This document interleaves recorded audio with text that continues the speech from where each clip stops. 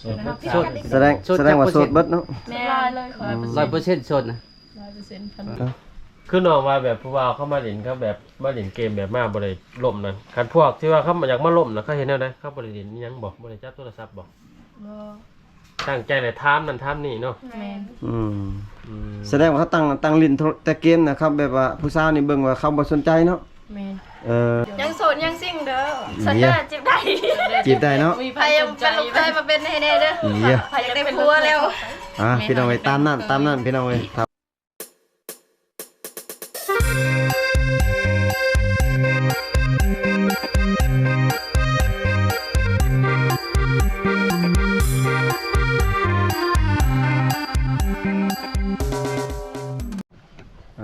ทักทายสบายดีพ่อแม่พี่น้อง FC เบิร์ดสุขุสุคนพี่น้องเอ้ยก็ยินดีต้อนรับ FC เข้าสู่ช่องบ่าวผู้ไทยคือเก่าเด้อพ่อแม่พี่น้องเพราะว่าอยู่ต่างประเทศหรือในประเทศพี่น้องเอ้ยก็ยินดีต้อนรับเข้าสู่ช่องบ่าวผู้ไทยพี่น้องเอ้ยสบายดีแน่น้อง สบายดี ๆสวัสดีงาม ดีเด้อ FC อ๋อ ได้พ่อกันอีก มาพ่อกันเลยเนาะ แม่น มาพ่อกันมื้อนี้3สาวพี่น้องเอ้ยมื้อนั้นคือว่ามีแต่2สาวเนาะมื้อนี้3สาวเนาะหมู่กันบ่น้อง แม่น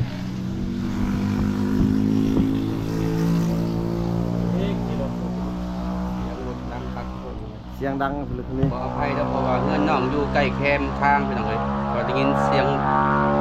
ดังไปกล้องทั่ว เพลงดังพี่น้อง ทั่วบ้านครับ ก็ หอดเมืองเราไปจังยังหนังพี่น้องเว้ย พันบิดฮอดเมืองซ้ำนี่ถือว่าบ่รอดแล้ว ทีมงานจะตกใจได้ยินเสียงรถจะช็อกพี่น้องเอ้ย บ่เวลาผู้ว่ามาเดี๋ยวนี้เขาขี่รถเสียงดังแน่นี่บ่ เบิ่ง บ่เขาคอยมากบ่ คอย ชิน้องระหว่างทอรถดังกับทอรถบ่ดังตัวได้หมักผู้บ่าว พอบ่ดังแล้ว เออ มาแบบเงียบเนาะพ่อแม่ยังบ่จัก ยันว่าหมักแบบเสียงดังโปรดๆบัดนี้ บ่ได้แล้วกัน ฉะนั้นเขาเจ้าขี่มาหอนเฮือนบิดใส่เพิ่นลูกทำงานเลยเนาะ กินข้าวเช้าไปแล้วว่าชิน้อง กินไปแล้ว กินบ่ละ กินข้าวกับหยัง อะบัง หอยกับหอย หอย เดี๋ยว หอยหยัง ให้แดง หอยปลากกว้าง หอยปลาก หอยเซอรี่หอยเซอรี่เนาะ เซอรี่บ่ เสื้อนี่เก็บมาน้ำทงหน้าน่ะ ๆแม่น แม่นหอยเซอรี่ลายมาเนาะ คิดว่าหอยจูบ หน่อ อ่ะ ยเดียว อืม กินเบิดแล้ว เอามาเฮ็ดยังกินน่ะเมนูเอามาตบ ต้ม ต้มจำแจ่ว แม่น ผู้หมักกระแซ่บอยู่ผู้ห น้อง มั ไป ก เก็บเอาอยู่ซะอยู่น้องบ่ คือเบาไก่นี่เพิ่นหมักได้หอยน่ะเพิ่นหมักหอยปลากว้างแล้วเพิ่นหมักต้มหอมเนาะ หอยน้อยใหญ่พี่น้องสองคนได้กินแล้ว กินแล้ว คือว่าหากระตื่นนอนกินแล้ว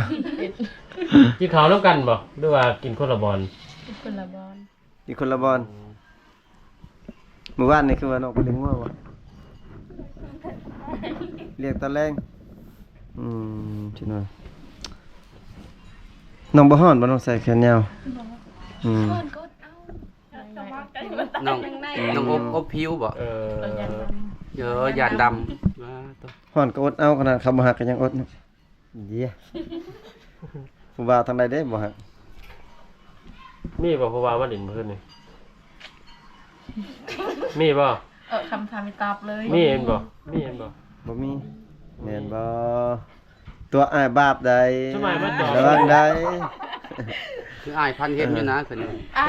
พันเห็นอยู่น้องจักนั่งน้ำไผก็ สมัยยืนอยู่ทางเห็นผู้ว่าเที่ยวเขา แม่ ประมาณรถประมาณ 2-3 คันแม่นบ่ บ่ ฮะคันเดียว คันว่าคันเดียว ผู้ว่าซุ่มน้องบ่หรือว่าเข้ามาดินทั่วไป เขามาเล่นตัวไป คำว่าดิน เข้ามาแวะหนิดนึงกับเมื่อบ่เลิกแจก เว้นนิดนึงกับมือ ขนาดอ้ายเดาไปยังถึกเนาะจักช้ำได้ขนาดมันจอบเห็นกระเต็กเฮงแม่นความจริงโลดแต่พี่น้องเอ้ย เขานัดมาบ่หรือว่าเขาบ่ได้นัด เขานัด นัดนำไผ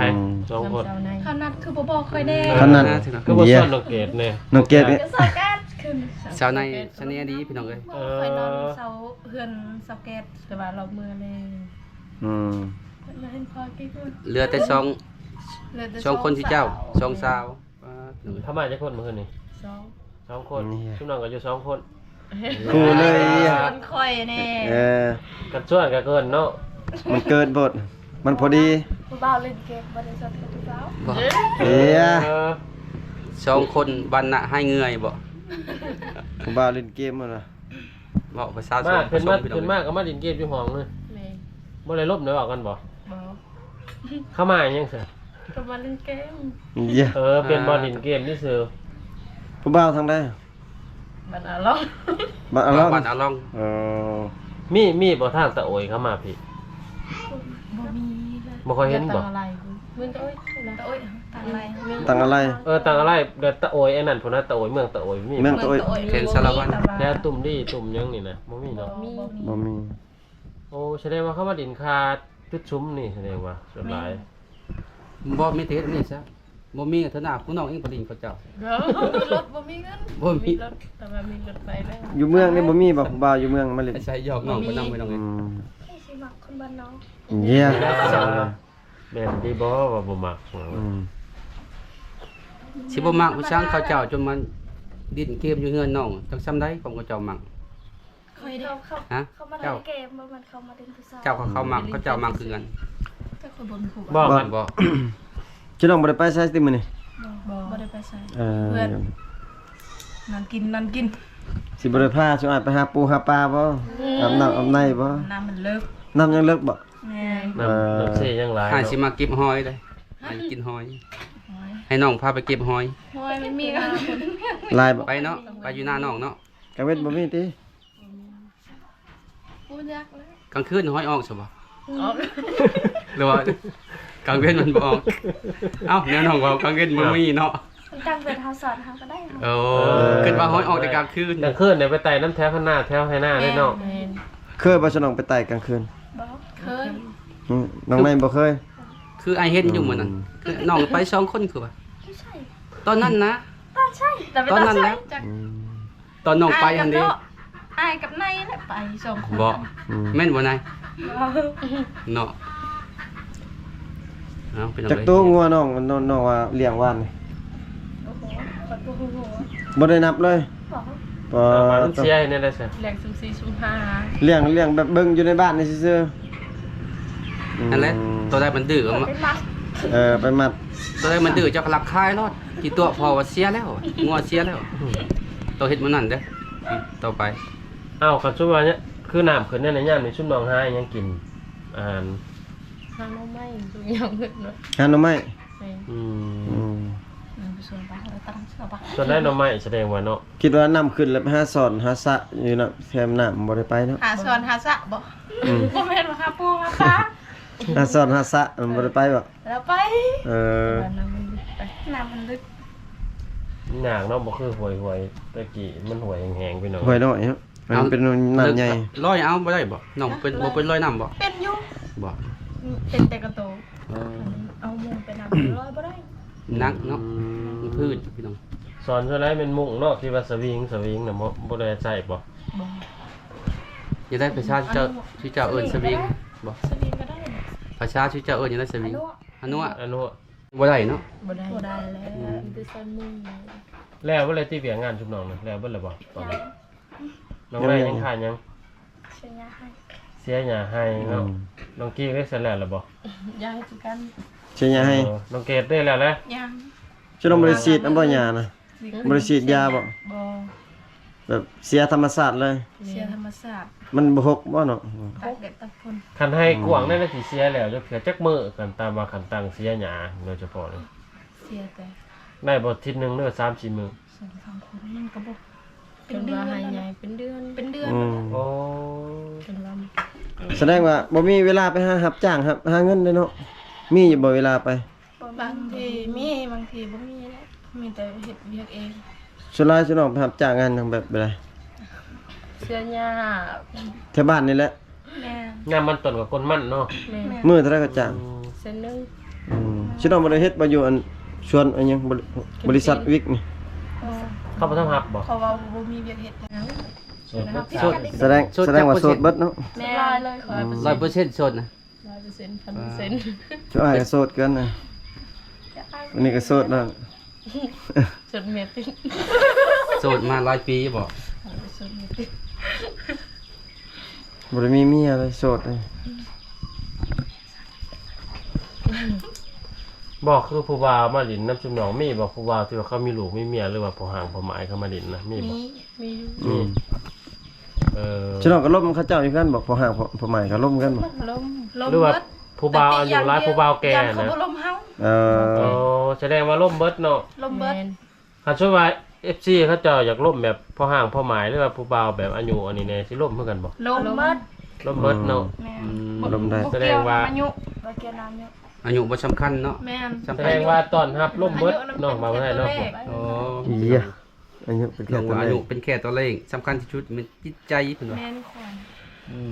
ม อยากมีอะไรภาษาบัดนี้อี ถือว่าใจกว้างใจควางอยู่แล้วพี่น้องเอ้ยเพราะว่า ถือว่าล่มเบิด น้องว่าล่มได้เบิดขอแต่มาแบบจริงใจต่อกันเพิ่นว่า เพราะว่าส่วนร้ายเข้ามากอ่ะคันมาหลายๆคนน่ะนั่งอยู่นอกบ่กันผู้ใหญ่ๆมาก คัน นั่งอยู่ไหนเบิด ใหญ่แบบว่าอายุแบบมันหลายแล้วก็นั่งอยู่นอก ถ้าอายุซ้ำๆกันนื่นๆกันนิดนึงนั่งอยู่ใน แม่ ใครได้แหละ เป็นได้ผู้ใหญ่ย่านบ่ บ่ได้ย่านย่านยัง แต่ว่าให้เกียรติเขาบ่ แม่น แบบเข้ามาแบบแขกผู้ใหญ่เนาะ แม่น อืม คิดว่าผู้ใหญ่ๆ เฮา เพิ่น น้อยแต่เฮาเฮ็ดคือผู้ใหญ่แบบว่าเขาเจ้าแบบเป็นผู้ใหญ่แล้วเด้เฮายังน้อยเฮาเคารพเขา โอ้พี่น้องเอ้ยแม่นคือความน้องว่าหั่นแหละคันว่าเขาไปได้มันก็แบบเป็นบนอยู่บ่นอนมันสิแบบบ่ให้เกียรติเขาเนาะ แม่น คันผู้น้อยซ้ำกันน่ะถือว่าเขาหันได้ผ้าห่ม ตุ่มผ้าห่มตุ่มผ้าห่มเดียวก็ได้ ผ้าพื้นเดียวกันนี่บ่เห็นบ่ซุนบอก ส ว่า บาย ตอนนั้น คนอื่นอีกมากอะเชืองไว้เลย เชืองไว้ในผ้าห่มเนาะลมผู้ที่สองอีกต่อมาพี่น้องเอ้ย บ่เนาะ เออ ตามตรงกันพี่น้องว่า เอาจะทำก่อน ให้เจ้าถามก่อน คือน้องว่าแบบผู้บ่าวเข้ามาเล่นเขาแบบมาเล่นเกมแบบมาบ่ได้ล่มนั่นคันพวกที่ว่าเขาอยากมาล่มน่ะเขาเห็นแนวใดเขาบ่ได้เล่นอิหยังบ่ได้จับโทรศัพท์บ่ บ่ ตั้งใจได้ถามนั่นถามนี่เนาะ แม่น อืม อืม แสดงว่าเขาตั้งลิ้นแต่เกมนะครับแบบว่าผู้สาวนี่เบิ่งว่าเขาบ่สนใจเนาะ แม่น เออ มันชวนเด้ออย่าเด้อ แม่นบ่น้องแบบว่าอันแบบคืออันได้ยินว่าแบบว่าเวลาผู้บ่าวขึ้นมานี่ชุดมาล้มนี่คันผู้บ่าวบ่จับบ่บายบ่ยอกนี่คือว่าแบบเขาบ่ฮักบ่มักแม่นบ่แม่นบ่แบบนั้นบ่แม่นบ่ถ้าว่าเขาจับเขาบาย นี่ นี่ ว่า แบ เขา บ บ่ ว่า หยอกบ่หยังน่ะนะ คันเขาจับเขาบายนี่ว่าเขาฮักเขามักแม่นบ่เออมันเป็นแบบนั้นอีกได้อพี่น้อง บ่ ทาง แม่ งาน นมานางไผนางมันนี่คือแบบบ่ให้เกียรติบ่คือบ่ฮักบ่แพงเฮาบ่ บ่หักแพงคือกันคันบ่หักบ่แพงก็บ่ลุกแล้วแล้วปุ๊บก็บ่ลุกแล้ว อืม เฮ็ดมิดๆเนาะเขาเอิ้นก็เฮ็ดเซยเนาะ คันหยอกง่ายจะได้แฮงแม่นฮักแพงหลายเนาะ บ่ได้ เอาหยันว่าเนาะ บ่ได้ เอาตัวอย่างคือขึ้นมาเขาเจ้าบ่ปากบ่ติง ใช่ว่าเขาบ่ฮักบ่มักแล้ว แส เนาะ ดงว่าเขาบ่ฮักมันนี่ได้ คือลิ้นม่วนซื่อ ครับ อืม มันก็เป็นบางคนเนาะ ครับเป็นผู้บ่าวผู้สาวนี่แบบ ครับ นั่ เป็น งไก่หรือว่าจับบายยังกันได้เนาะ บ่ได้เด้อ จับ เขา ผมจับเสือเนาะ อันนี้ก่อนก็ได้ อย่า จะไผซอดเนาะ ผู้บ่าวผู้สาวเขาเป็นแฟนกันนี่ พาลบ เป็นแฟนกันนี่ก็ยังเข้าบ่อยู่ห้อง เขา ยังเข้าอยู่ห้องเอาใช่ว่า สิไปใส่ ใช่ว่าเฮ็ดยังแนวอื่นบ่ได้นี่คือว่าเป็นผู้บ่าวเป็นแฟนคือว่าเข้าห้องเข้าไปซื่อๆบ่ เขาไปซื้อ ซื้อกันลง เออ ลมก็ปก มัน ติ ก็ นะ มันก็คือผู้บ่าวทั่วไปเนาะ แม่น อืม และน้องบ่ได้กำหนดเวลาติเอ้ย12:00 นเด้อกำหนดเมื่อ ไอ้12 โมงแล้วก็เมื่อเด้อน้องเด้อ เพื่อน อ่ะสมมุติ เจ แทนเจ้าเองอ่ะ เข้าเอาหมูมานำบ่หรือเข้ามาผู้เดียว เอาหมูมานำเลย โอ้ เมื่อก็ย่านเลย ย่านเขาลัดท่า เป็นแฟน น้องก็เมื่อส่งกับเราย่าน ครับเป็นแฟนกันแล้วสิเอาหมู่มานำกับลุบแล้วเป็นไง หมูเขาก็บ่มานำเด้อตัวมาดิผู้สาวแล้วเขามานำ เออแบบเป็นแฟนกันแล้ว บ่ย่านตะบิดก็มาก่อนว่ามาเฮ็ดลึงหน้าลึงตาเจอที่2ที่3 บางเทื่อมา เดียว เจ เล อย ห พี่ มู น้อง ของหมูเนาะคือสิว่าผู้บ่าวของน้องนายแหละมาเจอน้องกี้เจอน้องเกดต่อสิแต่พอได้เป็นแฟนกันต่ออยู่เพิ่นว่า คือแบบเป็นแฟนนั่นน่ะร่วมๆกันตลอดนี่ประมาณจักเดือนจักปีจังแบบเอากันเพื่อมาแต่งงานนะบ่ตามชุมน้องคิดนะในอนาคตนะแบบต้องมั่นใจจักเดือนจักปีร่วมกันเลยเป็นปีแล้วแหละ เป็น เป็น ปี ปี มั่นใจต้องสิมั่นใจ น้องนายนี่ อืม 2มื้อเอาเลยบ่ ได้2 มื้อเอาเลย น้องนาย2มื้อพบปั๊บเอาปึ๊บโหลดพี่น้องเอ้ย แต่งเลยนะ แต่งเลยค่าดองบ่แพงดอก15ล้านกีบ 5,000 นี่ 5,000กีบอีกมาบัดนี้พอตก ใครส่งตู้ ไก่สักตัว คือน้องว่าแบบล่มแบบล่มล้น หน่อย มัน ตัวหนึ่ง ใจ พี่น้อง แบบได้จังว่ามั่นใจจังว่าผู้บ่าวเขาหักเฮานะเขาแสดงออกแบบได้เอาเขามาหาทุกมือบ่หรือว่าซื้อนั่นซื้อนี่ให้ ก็มาหาทุกมื้อซื้อนั้นซื้อนี่อยากได้หยังก็ซื้อให้ โอ้จะไม่เขาจริงใจเนาะ แม่น การแบบเป็นแฟนกันแต่บ่มาหากันนี่ก็คือเก่าเนาะ แบบลักษณะว่าซื้อไฟนิดนึงพี่น้องเอ้ยคันบ่มีซื้อไฟนี่ก็ โอเค บ่ได้ แมนพี่น้องเอ้ย ไอ้ย้อย คือแบบช่วง FC เพิ่นล่มเพิ่นอยู่ไกลๆนี่เพิ่นเฮ็ดแนวใดเอาแบบซื้อนั่นซื้อนี่ฝากมาให้บ่หรือว่าส่งเงินส่งครับ บ่ อิงตามบ่ หึ ลักษณะผู้ว่าผู้ว่าฟังไทย FC เขาล่มนะบางทีเขามักขึ้นหนองนะให้เขาแสดงออกมาได้แบบฝากเงินมาให้ซื้อนั่นซื้อนี่บ่หรือว่า บางทีฝากเงิน ซื้อ ให้ ข้าวซื้อน้ำ ซื้อหยังให้ก็มี อืม ได้เบิด อืม ได้ก็ได้ บางทีก็ ได้ เพิ่น ก็ได้ว่าเพียงยกเว้นว่าแต่เขาจริงใจฮักเขาแท้ อืม อย่าตัวเขาก็พอ แม่ แต่ น ตัวกันเนาะ แม่น แม่นพี่น้องเอ้ย อ่ะพี่น้องเอ้ยก็ทำข่าวๆ3สาวพี่น้องเอ้ยก็ยังโสด ยังโสดยังซิ่งเด้อสัญญาจีบได้ จีบได้เนาะ มี ใครยังเป็นลูกเคยมาเป็นให้แน่เด้อ เหี้ย ใครอยากได้ผัวแล้ว อ่ะพี่น้องเอ้ยตามนั้นพี่น้องเอ้ยถ้าว่ามักฮัก แม่ ก็ แม่เฮาอยากได้ลูกเคยไปเสียยาซอย เหี้ยย่าหกอยู่บ่น้อง เด้ เหี้ยเบาลาเบา ลูกเคยกำใหญ่ๆเด้อ เหี้ยเบาลาเบาไทยเอาเบิดติ เอาเบิด เอาเบิด อืม บ่ติ ยันเขาบ่มักมัน ที่จะเขาบ่มัก อ่ะพี่น้องเว้ย ผู้ดังมังกระจังไอ้ ถ้ามักฮักน้องๆคนใดก็สามารถทักหาน้องๆเพิ่นได้พี่น้องเว้ยคลิปนี้ก็สิได้ขออนุญาตปิดคลิปไว้เพียงเท่านี้ก่อนพี่น้องเว้ยอยู่ดีมีแรงเบิดสุขสุขคนพี่น้องบ๊ายบายแน่ บาย